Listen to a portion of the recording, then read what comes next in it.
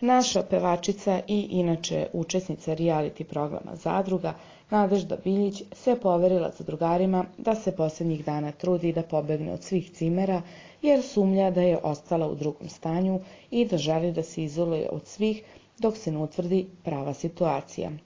Pinkova zvezda je priznala Zlati i Luni Đugani da sumnja da je ostala trudna jer nakon vrelog seksa sa Tomislavom Pantićem nije imala menstrualni ciklus. Nešto mi se čudno dešava. Ako ne dobijem, kunem ti se, ubiću se. Kasni mi 4-5 dana. Pre 4 nedelje smo on i ja. Danas je 4, a inače dobijam na vreme.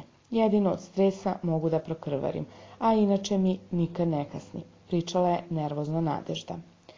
Biljićeva strahuje da je ostala u drugom stanju, dok su je Luna i Zlata posavetovale da odredi test trudnoće i sebi prekrati muke.